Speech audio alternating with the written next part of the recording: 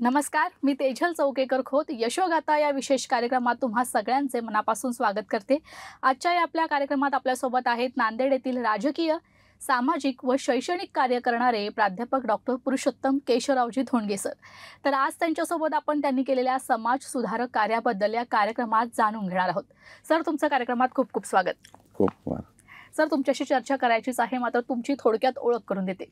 प्राध्यापक डॉक्टर पुरुषोत्तम केशवरावजी धोंडगे यांनी आपलं शिक्षण BA श्री शिवाजी कॉलेज येथून, BA BPEड मराठवाडा प्रसारक मंडळ संभाजीनगर, तर MA PEड डॉक्टर बाबासाहेब आंबेडकर मराठवाडा विद्यापीठ संभाजीनगर, तसेच PhD स्वामी रामानंद तीर्थ विद्यापीठ नांदेड येथून पूर्ण केलंय। तर प्राध्यापक डॉक्टर पुरुषोत्तम केशवरावजी धोंडगे यांनी महाराष्ट्राला आयुष्यभर एकच पक्ष एकच झेंडा या तत्वांवर गेली 80 वर्ष जनतेची निस्वार्थपणे सेवा केली। आदरणीय डॉक्टर भाई केशवरावजी धोंडगे साहेबांचे सुपुत्र पितृमुखी केशवसूत, ज्यांना प्रति केशवराव म्हणून संपूर्ण मन्याड खोऱ्यात ओळखलं जातं, त्या प्राध्यापक डॉक्टर भाई पुरुषोत्तम केशवरावजी धोंडगे यांनी आपल्या वडिलांचा सामाजिक, शैक्षणिक, राजकीय वारसा जपण्याचा मनापासून प्रयत्न केला। कोरोना काळातही पुरुषोत्तम धोंडगे यांनी बांधिलकी जपत कोरोनाग्रस्तांची वेळोवेळी अनेक मार्गाने मदत केली। सरांनी अनेक गरजू लोकांना नेहमी मदतीचा हात पुढे केलाय। तसेच सर्व वयोवृद्ध ज्यांची वयामानानुसार दृष्टी गेली अशा 3000 रुग्णांना मोफत डोळ्यांचे ऑपरेशन करून त्यांना नवी दृष्टी देण्याचा सामाजिक कार्य देखील सरांनी केले आहे। तर सरांना आपण प्रश्नांना सुरुवात करूया। सर, माझा पहिला प्रश्न असा आहे की नांदेड जिल्ह्यातील कंधार लोहा तालुक्यात प्रत्येक गाव, वाडी, तांड्यातील 3000 वयोवृद्धांच्या डोळ्यांचे ऑपरेशन करून जो अंधमुक्तीचा संकल्प पूर्ण केला आहे, ही संकल्पना आपल्या मनात कशी आली? खऱ्या अर्थानं पाहिलं तर डॉक्टर भाई केशवरावजी धोंडगे साहेबांना 100 वर्ष पूर्ण झाली होती आणि त्यांचा शतकोत्सवाचा कार्यक्रम खूप मोठ्या प्रमाणात करावा अशी मनस्वी इच्छा होती आणि तो करण्याच्या संदर्भात गेली 1 वर्ष आम्ही खूप मेहनत घेत होतो, सर्व आमची टीम। पण केशवरावजी धोंडगे साहेबांनी जगाचा निरोप घेतला आणि ती खंत मनामध्ये कुठेतरी होती की बाबा आपण हा कार्यक्रम करू शकलो नाही, मग करायचं काय? मग कदाचित बाबांनीच ती बुद्धी मला दिली असेल आणि त्यांनी सांगितलं की ज्या मन्याड खोऱ्यातल्या मायबाप जनता जनार्दनांनी मला तळहाताच्या फोडासारखं जपलं, माझ्यावर प्रेम केलं, त्या लोकांसाठी तू काही कर। आणि त्या अनुषंगानं मग वाडी, तांडा, गाव, शहर या प्रत्येक ठिकाणी डोळ्यांचे शिबिर घेतले। शिबिर घेऊन त्यांच्या गावात जाणं, त्यांच्या गावात जाऊन त्यांचं नेत्र तपासणी करणं, तपासणी झाल्यानंतर त्या ठिकाणी उदगीरला नेऊन त्यांचं ऑपरेशन करणं, 2 दिवस तिथं राहणं, सर्व व्यवस्था त्यांची करणं आणि त्यांच्या गावात सुखरूप त्यांना आणून सोडणं, ही सगळी जबाबदारी आपण स्वीकारली आणि मला आनंद वाटतो की या उपक्रमावर जवळपास 3000 ऑपरेशन आपण आजपर्यंत पूर्ण केलेत। आणि ज्यावेळेस आम्ही लोकांना भेटायला जात होतो गावामध्ये, त्यावेळेस ते म्हणत बाबा आमचं काही जणांचं तपासायचं राहिलंय, काही जणांचे ऑपरेशन राहिलेत, काही कारणास्तव ते येऊ शकले नव्हते ज्यावेळेस आम्ही गाडी पाठवली। तर पुन्हा एकदा आम्ही त्या ठिकाणी त्या सर्कल तालुक्यामध्ये शिबिर सुरू केले आणि पुन्हा ते ऑपरेशन मोठ्या प्रमाणात करतील।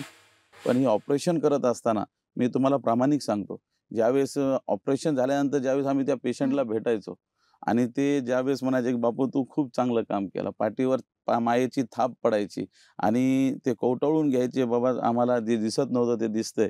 आणि खऱ्या अर्थानं सांगतो, कुठल्याही धामापेक्षा ह्याच्यापेक्षा मोठं पुण्य मला या कामापेक्षा दुसरं कुठलंही वाटलं नाही आणि निश्चित या कामाचा बाबांना सुद्धा खूप आनंद होत असेल आणि याच्यापेक्षा मोठं काम आपण कुठलंही करू शकत नाही। आणि या कामामध्ये खऱ्या अर्थानं उदयगिरी लायन्स नेत्र रुग्णालय, उदगीरचे सर्व डॉक्टर्सची टीम, लखोटिया साहेब असतील, बसपुरे साहेब असतील, माझे सहकारी माधवरावजी पेटकर, मनीषा माझी पत्नी आणि या सर्व टीमनी खूप मेहनत घेतली म्हणून हा कार्यक्रम आपण खूप चांगल्या पद्धतीनं करू शकलो आणि यापुढेही तो कार्यक्रम आज चालू आहे। नक्कीच सर, तुम्ही करत असलेल्या कामामुळे जर आपल्याला शाबासकी मिळत असेल तर आणखी कामं करण्याची ऊर्जा आपल्याला मिळत असते। माझा पुढचा प्रश्न असाच आहे, कोरोना काळात आपण जे उत्कृष्ट कार्य केले, मग त्यात भाऊचा डब्बा असो, डॉक्टरांना PPE किट, मास्क, सॅनिटायझर व त्यानंतरही आपण अनेक सामाजिक कार्य केले, ज्यामुळे आपली ओळख एक समाजसेवक म्हणून झाली। तरी सामाजिक बांधिलकी जोपण्याचं बाळकडू आपल्याला आपल्या वडिलांकडून मिळालं, याबद्दल आपण काय सांगाल? खऱ्या अर्थानं डॉक्टर भाई केशवरावजी धोंडगे साहेबांनी उभं आयुष्य गोरगरीब, दीनदलित, नायरेवाले, कुणबीराजे, बळीराजे, 18 पगड जाती धर्मांच्या लोकाला सोबत घेऊन काम केलं। लोकांनी 35 वर्ष त्यांना तळहाताच्या फोडासारखं जपलं आणि त्यांनी नेहमी जे जे उपेक्षित आहेत हं. त्यांच्या न्यायी हक्कासाठी लढा देण्याचं काम केलं. मला आठवतं बाबांचा शतकोत्सव वर्ष आम्ही साजरा करत असताना कोरोनाची महामारी आली हं. आणि त्यावेळी शतकोत्सव साजरा करत असताना त्यांचे अध्यक्ष आदरणीय कमल किशोरजी कदम सर होते आणि सगळी टीम आम्ही हे करत असताना कोरोनामुळं सगळं थांबलं गेलं. आम्हाला काही करता आलं नाही आणि मग कोविड काळामध्ये पूर्ण दुकाने बंद होती, हॉटेल बंद होते, लॉकडाऊनची परिस्थिती होती आणि जे पेशंट कोविड सेंटरमध्ये होते, त्यांची कुठल्याही प्रकारची व्यवस्था नव्हती. तिथल्या डॉक्टर्सची अच्छा. कुठल्याही परिस्थिती व्यवस्था नव्हती. जे डॉक्टर कोविड सेंटरला गेले, त्या डॉक्टरला घरी सुद्धा येता येत नव्हतं कारण त्यांचा परिवार घरी होता. मग त्याला जेवायला कोणी द्यायचं? त्या पेशंटला जेवायला कोणी द्यायचं? जे पेशंटच्या बाहेर जे गोळ्या औषध आणायला जे त्यांचे सहकारी आहेत, त्यांचे पाहुणे आहेत, त्यांना जेवायला कोण द्यायचं? तर त्यावेळेस एक संकल्पना डोक्यात आली, की बाबांनी खूप सेवा केलेली आहे. तर आपणही भाऊचा डब्बा नावाने आपण एक जेवणाची उपक्रम सुरू करावा आणि आम्ही आमच्या घरी जेवायला बनवायचो आणि जेवढे कोविड सेंटर आहेत कंधार आणि लोह्यामध्ये, त्या कोविड सेंटरला त्या बिकट परिस्थितीमध्ये भाऊचा डब्बा आम्ही पोहोचायचो आणि तो भाऊचा डब्बा पोहोचत असताना खूप खूप अडचणी आल्या. कारण ते एक दुसऱ्याच्या 15 फुटाच्या अंतरावर बसायचं, डब्बा बांधायचा, एक खूप अडचणी येताना माझ्या सर्व सहकाऱ्यांनी खूप मदत केली आणि त्या अनुषंगानं आपण त्या ठिकाणी भाऊचा डब्बा आपण त्या ठिकाणी चांगल्या रीतीनं काम करण्याचा प्रयत्न त्या ठिकाणी केला. त्या व्यतिरिक्त सुद्धा आपण ज्यावेळेस मला हे सगळं करत असताना काही डॉक्टरांचे फोन आले आणि मलाही काही पेशंटचे फोन आले, "भाऊ डॉक्टर दवाखाने बंद केलेले आहेत, खूप अडचण आहे, तपासायला कोणी नाही." तर त्यावेळेस मी काही डॉक्टरांना फोन केल्यानंतर त्यांनी सांगितलं, की आम्हाला भीती वाटते, की आम्हाला जर काही झालं तर आम्ही काय करणार? आम्हाला प्रोटेक्शन गव्हर्नमेंटनी काही मिळालेलं नाही, आम्ही काय करणार? मग त्यावेळेस मला लक्षात आलं, की आम्हाला जर पी-पी किट जर उपलब्ध करून दिली, तर ते निश्चित काम करतील आणि मग माझी यंत्रणेवर माझ्या सहकार्याच्या मदतीनं आम्ही पी-पी किट उपलब्ध केली आणि कंधार लोहा तालुक्यातील प्रायव्हेट असतील, गव्हर्नमेंट असतील, जेवढे काही डॉक्टर आहेत, ते सर्व डॉक्टर्स, नर्स, लॅबवाल्यांना सगळ्यांना पी-पी किट उपलब्ध करून देण्याचं काम आपल्या माध्यमातून त्या ठिकाणी केलं. सॅनिटायझर मास्क तर सर्वच देतात. पण ही सगळी जी सगळ्यात महत्त्वाची गोष्ट होती त्यांच्या प्रोटेक्शनची आणि त्यामुळं त्यांना प्रोटेक्शन मिळाल्यामुळं ते पेशंटला सुद्धा तपासण्यासाठी ते पुढे आले आणि या पद्धतीनं आपण तो कार्य केलं आणि ही सगळी प्रेरणा, हे जे काही करतोय ते सगळी शिकवण ही आदरणीय भाई केशवरावजी धोंडगे साहेबांची आहे. लहानपणापासून त्यांचं बाळकडू मला मिळाले. त्याने अनेक हजारो मोर्चे काढले, सत्याग्रह काढले. त्या प्रत्येक सत्याग्रहाचा, मोर्चाचा मी साक्षीदार आहे. मी त्याच्यात सहभाग व्हायचं मला भाग्य लाभलं आणि ते माझे वडील असल्यामुळं प्रत्येक वेळेस आमची चर्चा व्हायची. त्यांची विचाराची ते स्वतंत्र विद्यापीठ आहे.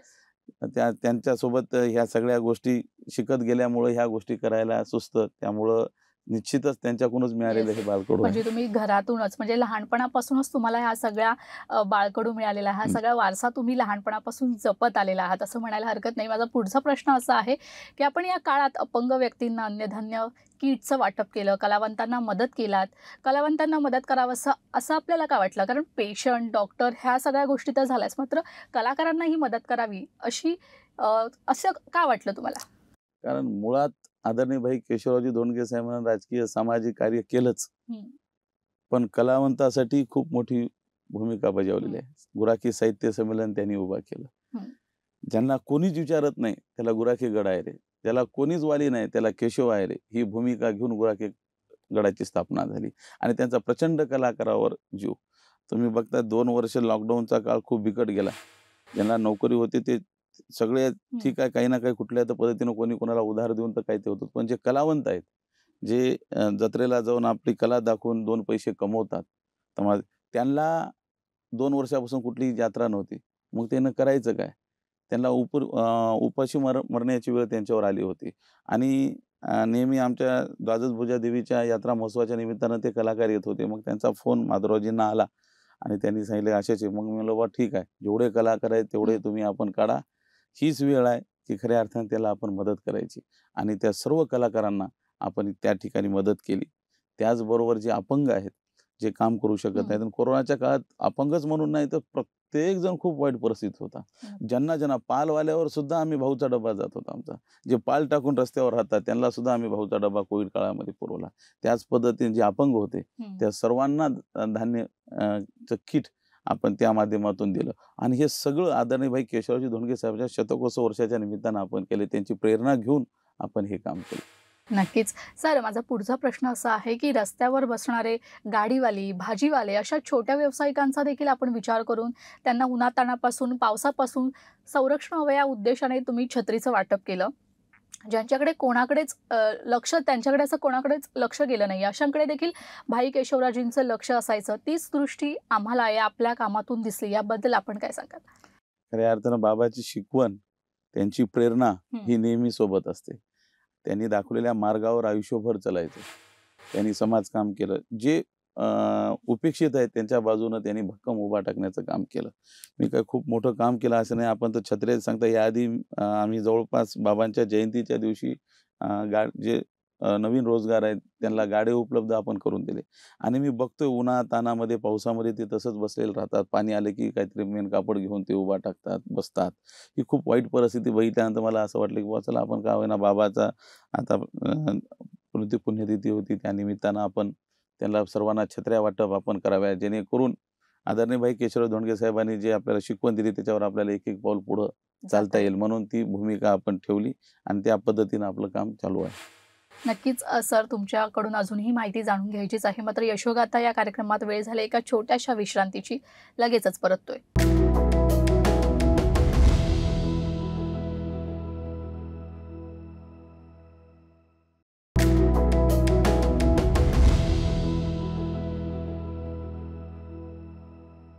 ब्रेकनंतर तुमचं यशोगाथा या कार्यक्रमात पुन्हा एकदा स्वागत करते आणि आपल्यासोबत आहेत प्राध्यापक doctor Purushottam Keshavraoji Dhondge sir. Sir, माझा पुढचा प्रश्न असा आहे, की आयुष्यभर केशवराव धोंडगे साहेबांनी प्रत्येक कार्य अफलातून करताना समाजाला अनेक परंपरा घालून दिल्या. त्या संपूर्ण परंपरा जोपासण्याचे प्रयत्न तुम्ही करत आहात. तर भविष्यातही तुम्ही हे सगळं करणार आहात का? बिलकुल 100% करणार आहे. कारण आदरणीय भाई केशव जागतिक गुराखी साहित्य संमेलन असेल, जे जगाच्या हं, पाठीवर कुठेही भरत नाही. हं, जे दुंदुबले, नाहिरेवारे, गुराखी राजे, कुणबी राजे, बळी राजे, विसरी, वसुदेव, पोतराज, अ, डकलवार या सगळ्याला कोणालाही न्याय मिळत होता. त्याच्यासाठी गुराखी पीठ केशवरावजी धोंडगे साहेबांनी सुरू केलं आणि मला आनंद या गोष्टीचा आहे, की त्यांच्या पश्चातही 26 जानेवारीला गुराखी साहित्य संमेलन मोठ्या ताठामाटामध्ये आपण त्या ठिकाणी केलं. सर्व सहकार्याच्या संस्थेच्या वतीनं त्या ठिकाणी केलं. त्याचा अभिमान निश्चित आम्हाला आहे आणि त्यांनी जी दुसरी घालून दिलेली अशा अनेक परंपरा आहेत. हैदराबाद मुक्तीसंग्राम लढ्यामध्ये जे हुतात्मे झालेत, त्यांना त्यांच्या घरी रणयात्रा आम्ही काढतो. माझ्या कंधार लोहा तालुक्यामध्ये 59 हुतात्मे झालेत. त्याच एकाच कल्लाळीमध्ये 35 हुतात्मे झालेत. आणखी हुतात्मा स्मारक नाही. तरी आम्ही दरवर्षी 13 आणि 14 सप्टेंबरला त्यांच्या घरी जातो, त्यांच्या कुटुंबियाचं स्वागत करतो, त्यांचे आभार मानतो आणि त्यांच्या घरची माती कपाळाला लावून आम्ही त्यांचं अभिवादन करतो. ही परंपरा आदरणीय भाई केशवरावजी धोंडगे साहेबांनी आम्हाला हं, दिलेली आहे. अशा वेगवेगळ्या जय क्रांती, समता दिंडी आहे, गुणवंत विद्यार्थी शर्करा तुराचा असेल, असे वेगवेगळे जे प्रोग्राम हं, आहेत, हं. त्यांनी घालून दिलेली नक्कीच. शिवपरंपरा आहे, ते निश्चित आम्ही पूर्ण करू. सर, माझा पुढचा प्रश्न असा आहे, की भाई केशवरावजी धोंडगे साहेबांचा विधानसभेत व विधान परिषदेत ऐतिहासिक सन्मान झालाय. तर याबद्दल आपण काय सांगाल?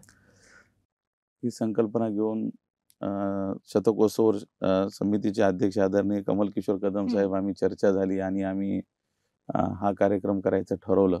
हं, खऱ्या अर्थानं हा कार्यक्रम होण्यामध्ये काही जणांचे आभार मानले पाहिजे.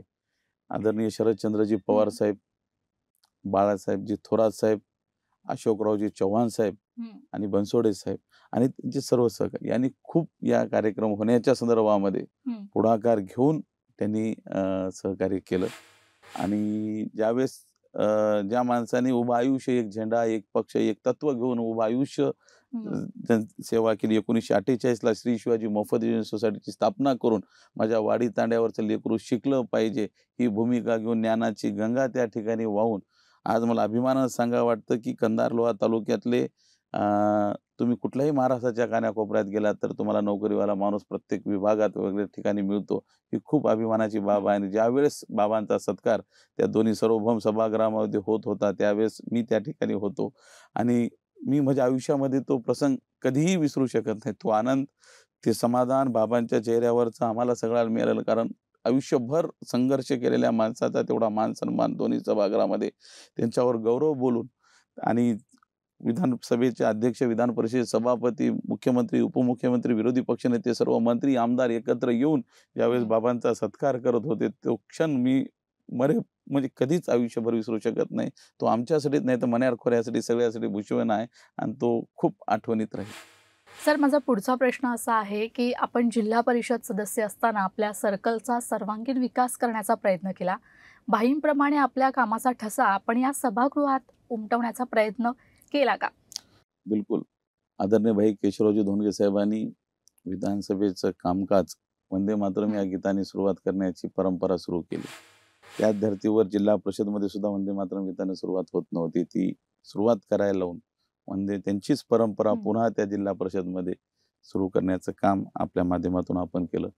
काम करत असताना बांधकाम विभाग, उपविभाग, जिल्हा परिषद नांदेड, हं. लोहा येथे आपण मंजुरी मिळवून दिली. वेगवेगळे विकास कामं असतील, जिल्हा परिषदेच्या माध्यमातून ज्या गोष्टी असतात, त्या गोष्टी करण्याचं काम आपल्या माध्यमातून आपण प्रामाणिकपणानं केलं. आणि एक आनंद या गोष्टीचा आहे, की जिल्हा परिषदला मी अपक्ष असताना माझ्या मायबाप जनता जनार्दन मराठवाड्यात सगळ्यात जास्त मताने मला निवडून दिलं आणि हं. त्या धर्तीवर आपण ते काम करण्याचा प्रयत्न आपण प्रामाणिक केला.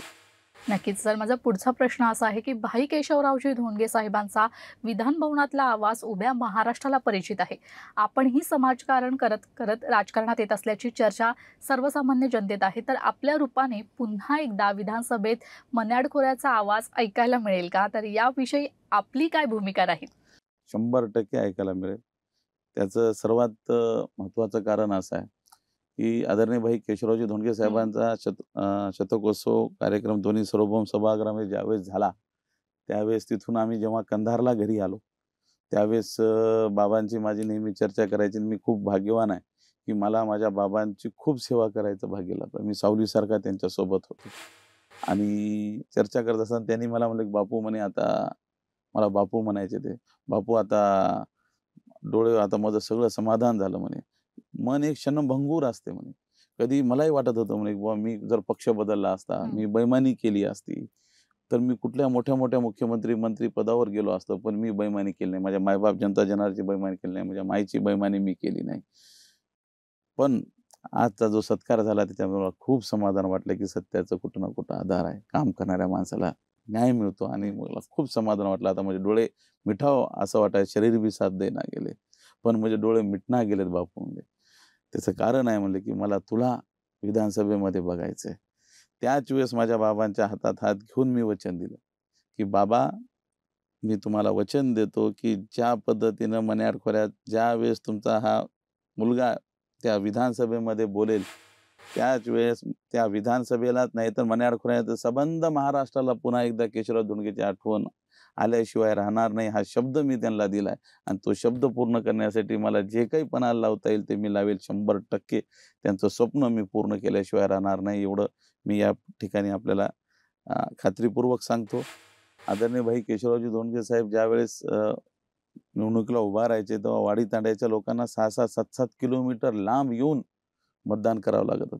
ते लोकं वाडी तांड्याचे बैलाला झोळी टाकून बाजे वाजत-गाजत धोंडगेचा गाडा, मुंबईला धाडा, धोंडगेचा गाडा, दिल्लीला धाडा म्हणून मतदान करायचे. म्हणून प्रत्येक वाडी तांड्याला डोळ्याच्या ऑपरेशनचं शिबिर त्या ठिकाणी केलं. आम्ही त्यांना कुठल्या गावात बोलवलं नाही. प्रत्येक वाडीवर, प्रत्येक तांड्यावर त्या ठिकाणी नेत. कारण त्यांचे वाडी तांड्यावरच्या लोकांचे अनंत कोटी उपकार आदरणीय भाई केशवरावजी धोंडगे साहेबांवर आहेत, आमच्या कुटुंबावर आहेत. ते आम्ही कधीही विसरू शकत नाही. नक्कीच सर, तुम्ही केलेला हा संपूर्ण समाजकार्य हे आदरणीयच आहे. मात्र धन्यवाद, तुम्ही इथे आलात आणि छान माहिती आम्हाला दिलीत. जी. जय क्रांती.